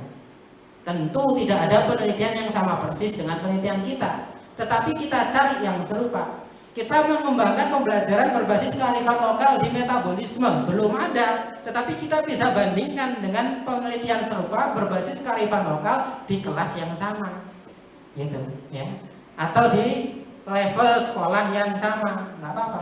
Yang penting harus dibandingkan, gitu. Kemudian yang terakhir mendiskusikan tindak lanjut dari temuan. Ya ini ada kelewatan satu ya, ini menyampaikan keterbatasan penelitian. Nah ini yang sering dilupakan. Kita harus jujur sebagai penulis, sebagai peneliti. Kita tahu kekurangan dari penelitian kita karena penelitian kita nggak sempurna. Itu disampaikan di akhir pembahasan sebagai peluang peneliti lain menyempurnakan penelitian kita. Sehingga kalau kita merasa populasi penelitian saya terlalu sempit, saya hanya melibatkan komunitas yang ada di Jember, itu bisa jadi keterbatasan. Penelitian ini memang telah menyampaikan temuan yang menarik dan berharga. Namun ada beberapa keterbatasan yang perlu disadari. Yang pertama, penelitian ini hanya melibatkan masyarakat yang ada di daerah Jember. Penelitian lebih lanjut yang melibatkan kota dan kabupaten lain perlu dilakukan untuk dapat memperoleh generasi data yang lebih baik. Yang kedua, penelitian ini mengukur berpikir kritis menggunakan tes. Di sisi lain, berpikir kritis juga bisa diukur menggunakan wawancara misalkan. Oleh karena itu, keberagaman instrumen juga perlu diperhatikan untuk penelitian selanjutnya. Kita sampaikan keterbatasan penelitian kita, tetapi kita tidak menjatuhkan penelitian kita. Jadinya harus hati-hati. Nah ini ya, kalau kita buat grafik, jangan lupa di atas bar, di atas setiap kotaan itu harus ada data label. Ya. Kadang kita lupa karena di Microsoft Excel defaultnya data label tidak muncul. Nah ini harus kita munculkan. Kemudian sumbu X dan sumbu Y harus ada. Ya, jadinya add exist. Ya. Biasanya di default di Excel ada judul harus dihapus. Kenapa? Lagi-lagi publikasi tidak mengenal redundansi, tidak mengenal pengulangan. Pasti di bawah grafik ini nanti ada gambar, ya. Gambar 1, grafik bla bla bla, tabel, diagram apa. Sehingga di atasnya kalau masih ada title-nya itu harus kita hapus karena tidak boleh mengulang. Oke, 5 menit lagi. Siap. Oke, ini contoh pembahasan ya, nanti bisa dibaca sendiri. Nah, sekarang udah masuk kesimpulan. Kesimpulan sederhana ya. Kesimpulan itu komponen utamanya ketika kita menyimpulkan harus sesuai dengan tujuan yang kita sampaikan di akhir latar belakang atau pendahuluan. Tadi saya katakan wajib di bagian akhir pendahuluan kita sampaikan tujuan sebelum urgensi. Di kesimpulan kita sampaikan kesimpulan berdasarkan tujuan.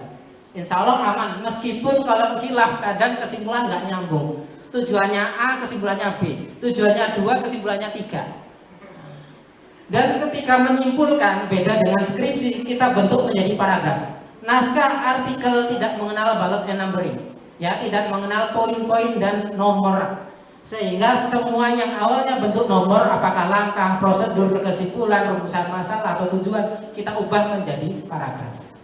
Gitu. Kemudian jangan lupa saran. Saran tidak hanya untuk penelitian selanjutnya, tetapi juga untuk lapang, praktisi. Ya, kalau kita di pembelajaran, saran untuk guru, saran untuk kementerian dan sebagainya.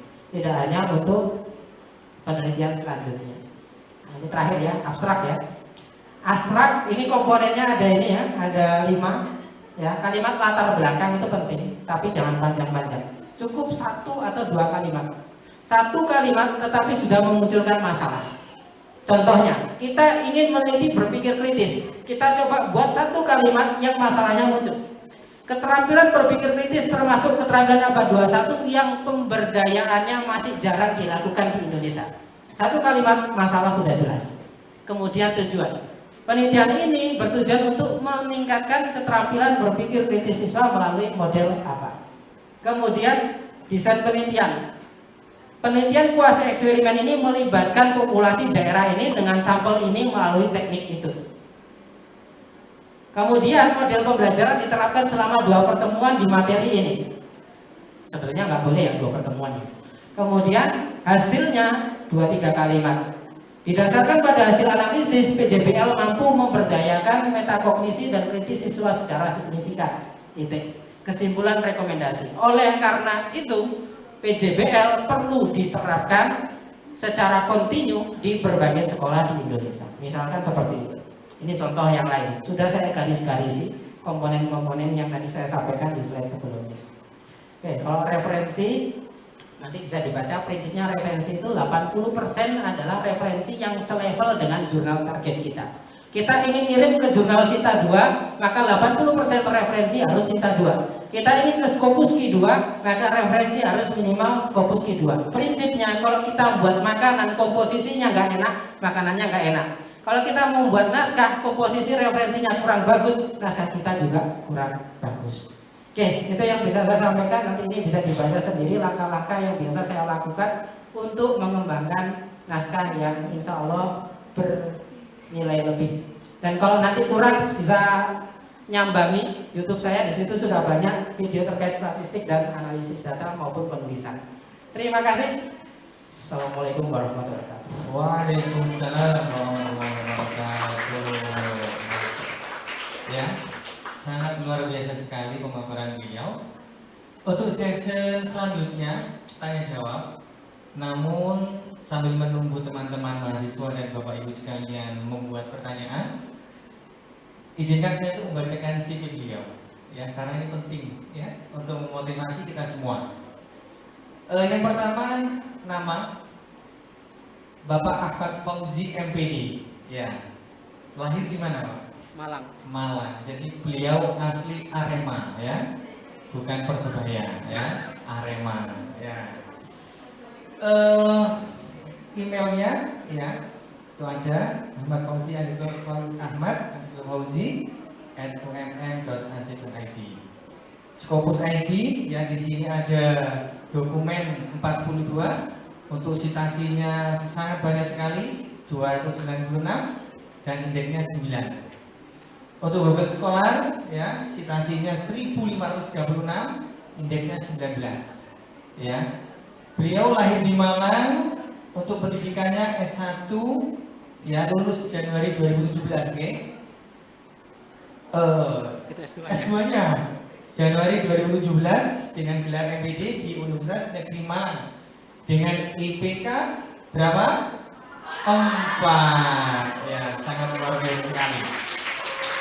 Untuk yang satunya, beliau lulus pada Juni 2013 dengan gelar SPD sama di tempat yang sama di Universitas Negeri Malang dengan IPK 3,62. Ya, ini adalah pengalaman mengajar, ya, banyak sekali. Untuk mata kuliahnya ini banyak, mulai dari analisis, genetika, penulisan artikel ilmiah, bioinformatika, statistika pendidikan, probabilitas, komputasi analisis data, bahasa Indonesia profesi, metode pendidikan dan profesi keguruan. Sangat banyak sekali. Kita lanjut, kita singkat ini karya beliau ya, sejumlah 35 ya. Belum lagi sebagai pemakalah ini sebanyak 20 ya. Untuk editor jurnal ya 4 tempat jurnal yang sudah beliau editor ya. Untuk pengalaman mereview ya, ini ada 19 item mulai dari Q1 sampai ya Q1, Q2 ya dan Q3. Ini sangat luar biasa sekali. Beliau juga menjadi tim reviewer jurnal baik internal maupun nasional ya. Dan yang paling penting ini penghargaan beliau ya. Yang pertama adalah Best Oral pada tahun 2019 dan yang kedua adalah ini penghargaan dari Elsevier ya pada tahun 2022 dan yang ketiga adalah peringkat 1 skor Sintase UMM yang dimana pesertanya itu sebanyak 744 ya, benar ya, panjenengan nomor 1 ya. Ini sangat luar biasa sekali. Dan yang terakhir adalah ya, bisa kolaborasi. Yang terakhir adalah peringkat 5 ya, ilmuwan se-UMM menurut Alfred Doger Scientific ya. Dan sekaligus beliau menjadi atau masuk daftar 5.000 ilmuwan teratas se-Indonesia. Beliau urutan 2061 ya. Ini sangat baik sekali ya, beliau didatangkan di sini untuk memotivasi kita semua dan sharing ilmu tentang riset, inovasi tentang pendidikan biologi. Memasukkan ke selanjutnya, ada pertanyaan silakan. Ya, oke. Bisa berdiri dan maju, barangkali maju ya, enak maju sini.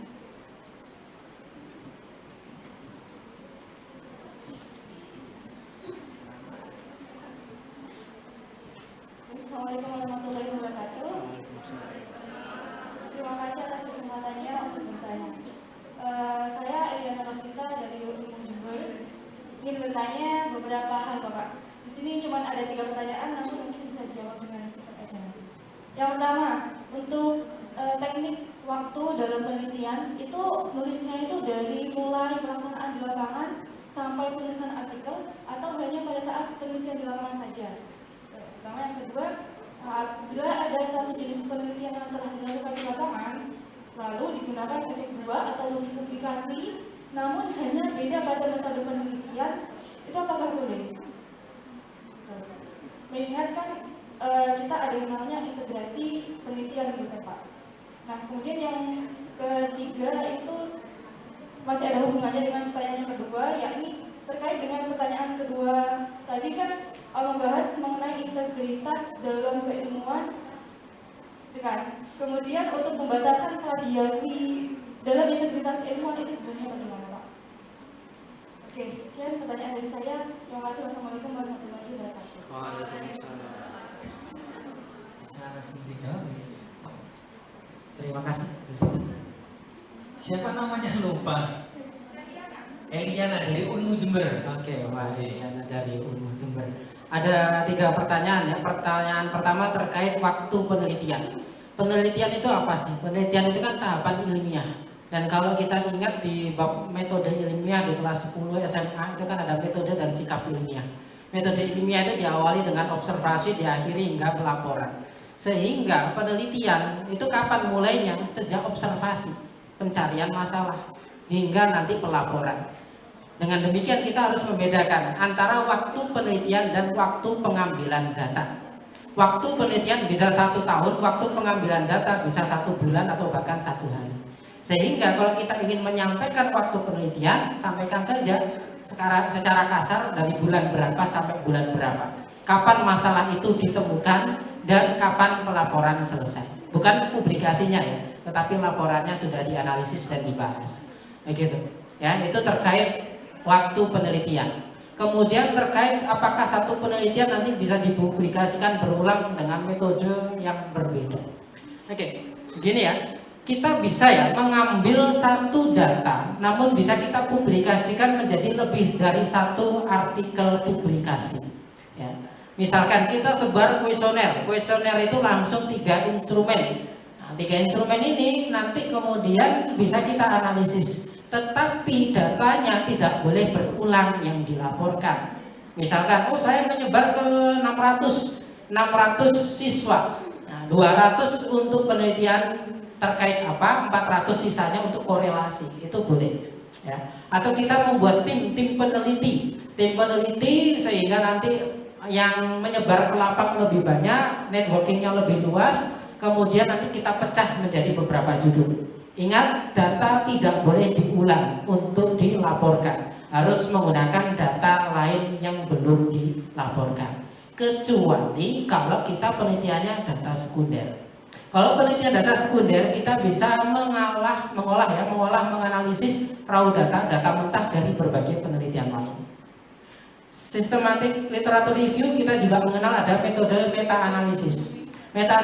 Meta-analisis itu kita menganalisis effect size, ya, effect size dari berbagai data di penelitian serupa, begitu. Sehingga kita boleh melaporkan ulang berbagai data dari berbagai penelitian sehingga membentuk artikel yang baru, begitu ya. Oke, jadinya kalau data sekunder boleh, data dari berbagai penelitian lain diolah menjadi meta-analisis boleh. Yang nggak boleh adalah kita meneliti sekali kemudian kita ulang datanya untuk beberapa judul, itu yang nggak boleh. Meskipun analisisnya berubah-ubah, itu integritas dan etika ilmiahnya kurang. Gitu. Kemudian yang ketiga apa ya? Plagiasi. Oke, ya. Untuk plagiasi ya standarnya begini ya. Setiap kita mengambil informasi temuan data dari referensi lain, kita wajib citasi. Ini etika kita seperti itu, ya. Kemudian yang kedua, pada umumnya standar plagiasi itu 20%, ya maksimal, ya. Dengan bibliografinya dikeluarkan, ya, kalau di jurnal nasional gitu, ya. Tetapi biasanya level Sinta itu juga mempengaruhi jumlah minimal persentase plagiasi. Kemudian yang kedua berkaitan dengan plagiasi ini saya juga perlu mengingatkan ya. Sekarang zamannya artificial intelligence (AI), ChatGPT. Kita bisa membuat naskah pakai ChatGPT.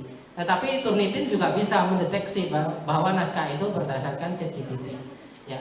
Yang perlu saya pesan, sekarang kita di era teknologi. Kita kalau nggak mau tertinggal harus memanfaatkan AI. Apakah itu ChatGPT, Bard, kemudian Bing Chat, itu boleh kita manfaatkan. Tetapi terbatas untuk diskusi dan mengolah ide kita. Tetapi jangan sampai kita meminta mereka untuk menuliskan naskah. Kenapa? Karena selain etikanya hilang, yang kedua ChatGPT sering ngomong kosong. Kayaknya pintar, tetapi ternyata hasilnya nggak ada dasarnya. Saya pernah tanya, coba iseng-iseng ke ChatGPT, gen-gen apa yang terlibat dalam metabolisme toksik ketika kita terpapar polutan. Dia yakin menjawab beberapa gen yang terlibat, misalkan CPN, kemudian 0x dan sebagainya. Ketika saya cross check di Google Scholar, ternyata gen-gen itu nggak ada. Ya, dianya ChatGPT sering omong kosong, itu yang bahaya. Dan lagi-lagi ya berkaitan dengan plagiasi, banyak apa ya plagiasi checker itu juga sudah bisa mengetahui, oh ini tulisan dari manusia, oh ini tulisan dari AI, begitu, karena nampak. Oke, itu dari saya, terima kasih. Oke ya, bisa diterima Mbak Eliana? Oh iya. Jadi sekarang memang ranahnya AI ya Pak Hoji ya. Jadi kecerdasan buatan. Ya ini memang sudah banyak mahasiswa mengakses. Namun kalau mahasiswa tidak bisa mengakomodir, menggunakan dengan baik, maka ini menjadi salah satu kesalahan yang fatal dalam penggunaan sumber atau referensi. Oke, pertanyaan kedua, silakan ajukan tangan. Yang kedua, baris tengah sudah ada, silakan baris kiri dari saya, baris kiri dan baris kanan dari saya. Silakan disiapkan pertanyaannya. Ada saudara Afil, silakan Afil. Di sini ada siapa? Rido, ya Rido I, ya Rido I. Oke, silakan. Sambil menunggu Bapak Uzi, rata-rata teman-teman mahasiswa ini kesulitan dalam mencari sebuah permasalahan. Ya, dalam melakukan sebuah penelitian, riset, ternyata mereka hanya melihat judul-judul kakak tingkat sebelumnya. Nah, ini memang fenomena yang tidak bisa kita alihkan. Tapi yang lebih penting adalah bagaimana memotivasi mahasiswa untuk bisa mencari permasalahan sesuai dengan kompetensi dirinya.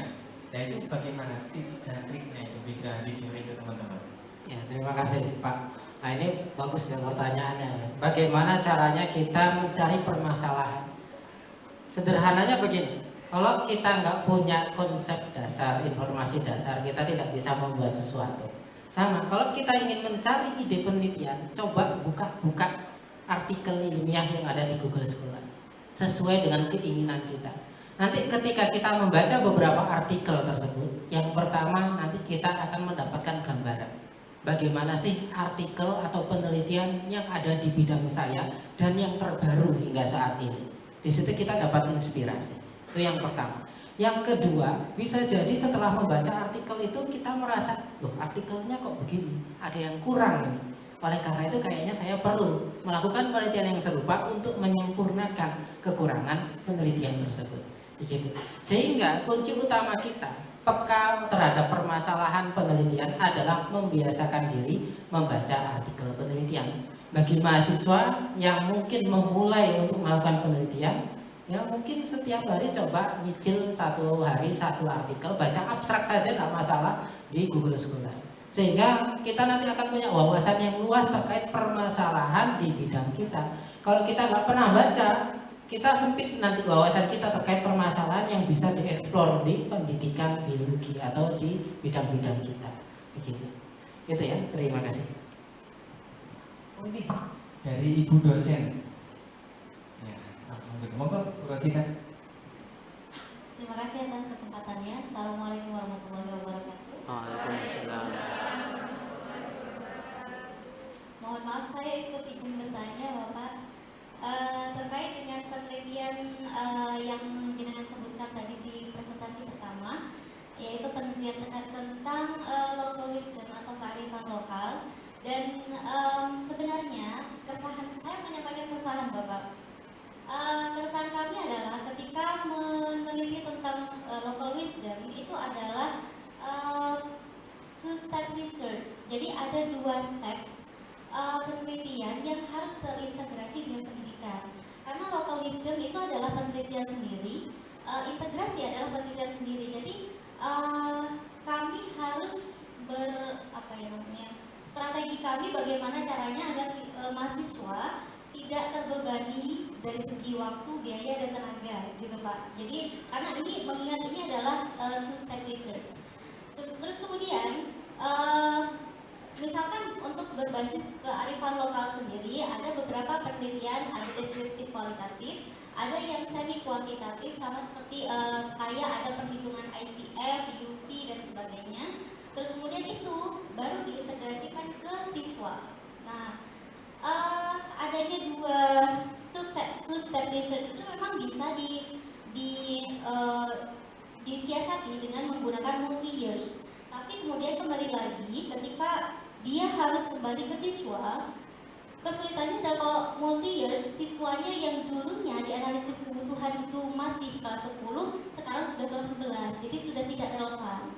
Nah, pertanyaan saya adalah bagaimana caranya agar skripsi atau penelitian ini masih tetap ideal, masih sesuai, ada kearifan lokal, ada integrasinya. Terus kemudian tetapi bisa mencakup tetap ideal, tetapi tidak menyulitkan atau tidak menyulitkan mahasiswa gitu. Jadi karena keluhannya mereka itu terlalu lama di sini Bu, karena ada two step itu gitu. Itu yang pertama. Yang kedua adalah dari instrumen penelitian untuk yang terstandarisasi. Mungkin ada saran dari Bapak, kami harus mengarahkan mahasiswa untuk mengakses instrumen terstandarisasi itu dari mana gitu. Terima kasih, sekian dari saya. Wassalamualaikum warahmatullahi wabarakatuh. Baik, ada 2 pertanyaan, local wisdom, dan yang kedua adalah akses instrumen. Bisa langsung dijawab oleh Bapak Fauzi. Ya, terima kasih Bu Rosita ya. Oke, yang pertama ya terkait penelitian berbasis kearifan lokal. Ya memang rata-rata berangkat juga ada dari etnobotani, etnozoologi dan sebagainya, baru nanti dikembangkan. Oke, kalau kita berbicara terkait metode penelitian ya, dan dikaitkan dengan penelitian skripsi, kalau bisa saya urutkan dari yang termudah sampai yang tersulit, R&D itu memang tersulit, ya. Bukan karena sulit dari kekompleksannya, tetapi karena waktunya. Yang paling mudah ya, kalau sesuai pengalaman saya PTK, ya. PTK, kemudian kuantitatif, kemudian kualitatif dan R&D. Kualitatif itu juga susah, ya. PTK saya pisahkan karena PTK itu bukan kuali, bukan kuanti. Nah, biasanya kan kita mengira PTK kuali, bukan. Ya. PTK itu berdiri sendiri. Nah, kalau R&D, jadinya bagaimana ini? Ini susah ini, waktunya juga panjang. Ya, itu salah satu kekurangannya ya. Kearifan lokal kita harus lakukan penelitian lapang, ya. Misalkan penelitian lapangnya pun biasanya kualitatif juga. Ya, padahal kualitatif tadi saya peringkatkan sebagai desain yang peringkat susahnya nomor 3. Sehingga memang salah satu solusi ya. Salah satu solusinya ya memang harus multi years kalau ingin optimal hasilnya. Kalau ingin keburu-keburu malah nanti akan susah.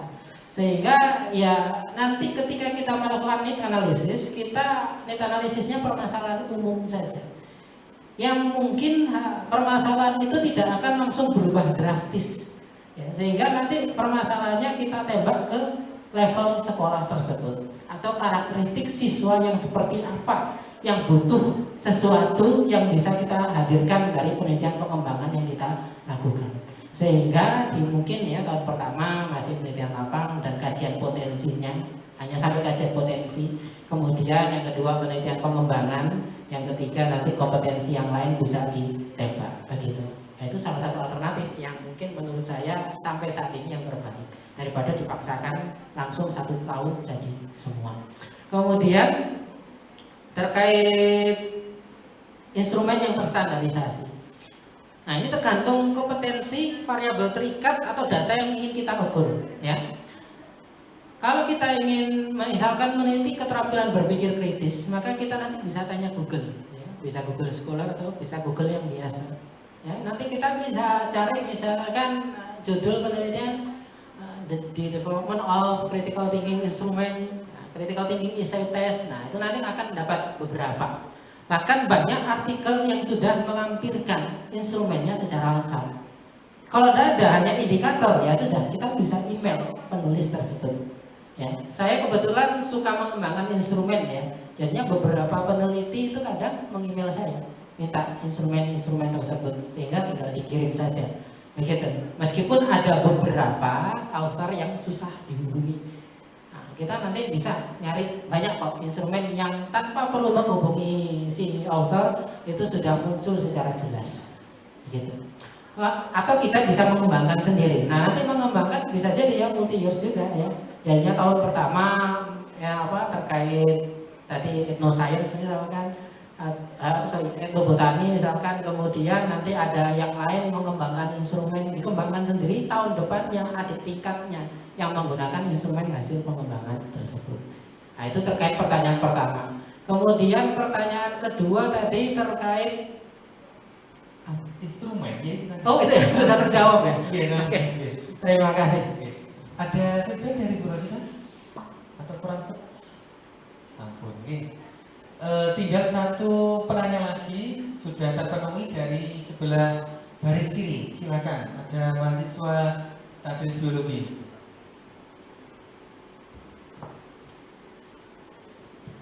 Baik, terima kasih. Assalamualaikum warahmatullahi wabarakatuh. Perkenalkan, saya Abil. Di sini kita ketahui bahwa di sekitar kita, di lingkungan kita terdapat banyak kearifan lokal atau local wisdom yang berkaitan dengan ilmu-ilmu biologi, mulai dari tanaman herbal atau teknik penanaman tertentu, misal atau dari budaya masyarakat itu sendiri, misal dari cerita-cerita mistis yang sengaja dibuat untuk konservasi alam, seperti itu. Pertanyaan saya, apakah ada kriteria tertentu untuk kita mengambil suatu local wisdom atau kearifan lokal itu untuk dijadikan dalam judul research kita, seperti itu? Terima kasih. Ya, terima kasih Mas. Ini pertanyaannya bagus sekali ya. Apakah ada kriteria tertentu yang menjadi standar kita boleh mengambil, oh ini diintegrasikan, oh ini tidak? Kalau secara baku tidak ada. Ya, saya selama ini belum pernah membaca referensi ilmiah yang mengatakan prinsip kearifan lokal yang bisa diintegrasikan atau diangkat ke pembelajaran. Namun standar umum yang mungkin bisa kita simpulkan, selama local wisdom itu bisa dikaitkan dengan materi, maka itu bisa kita ambil. Dan yang kedua, ketika kita ingin mengembangkan hal tersebut, jangan sampai dari perspektif kita saja. Ya, kita juga harus menggali local wisdom tersebut dari perspektif orang-orang yang melakukannya. Begitu. Kemudian kita harus hati-hati mengangkatnya, kemudian cermat mengaitkannya dengan materi yang akan kita angkat ke dalam penelitian kita. Begitu. Ya, mungkin itu saja standar umum yang bisa kita ambil. Gitu. Terima kasih. Sudah cukup Mas Afin ya. Oke. Terima kasih. Dengan berakhirnya beberapa pertanyaan, maka pada sesi yang kedua ini juga sudah berakhir. Maka izinkan saya sebagai moderator untuk membacakan kesimpulan pada seminar nasional pada pagi hari ini. Yang pertama adalah pembelajaran berbasis kearifan lokal, terdiri dari artefak, mentifak, dan sosiofak. Ya, pada penelitian yang sudah data yang diperoleh pada tahun 2022 sebanyak 2,7% pendidikan biologi yang sudah masuk pada jurnal penelitian. Yang kedua adalah peluang penelitian yang mengangkat kearifan lokal ini masih cukup berpotensi kita angkat karena minimnya pembahasan tentang kearifan lokal. Yang selanjutnya adalah peneliti sudah benar dalam memilih jenis penelitiannya, namun kebanyakan peneliti salah dalam memilih referensi. Nah, ini yang ditekankan oleh Bapak Fauzi tadi. Penelitian dianjurkan untuk mengukur pada variabel X, ya, diantaranya untuk mengangkat pada abad ke-21. Ini bisa kita angkat, ya. Yang selanjutnya adalah untuk mendapatkan sebuah fenomena ataupun permasalahan, maka kita dianjurkan untuk rajin-rajin membaca dari jurnal-jurnal penelitian yang ada. Dengan cara kita membaca, maka kita menambah wawasan variabel-variabel yang akan kita dapatkan. Dan setelah kita membaca pula, maka kita akan mengerti apa kekurangan dari penelitian yang kita baca, sehingga penelitian itu bisa kita ambil, ya, sebagai topik atau permasalahan yang akan kita angkat.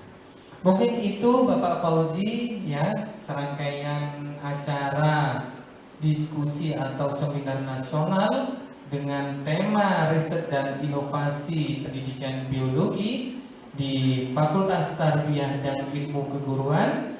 Mari kita tutup forum diskusi ini dengan bacaan hamdalah bersama-sama. Alhamdulillahirabbil alamin. Saya selaku moderator mohon izin apabila ada kesalahan dan kekurangan. Wabillahi taufiq wal hidayah. Wassalamualaikum warahmatullahi wabarakatuh.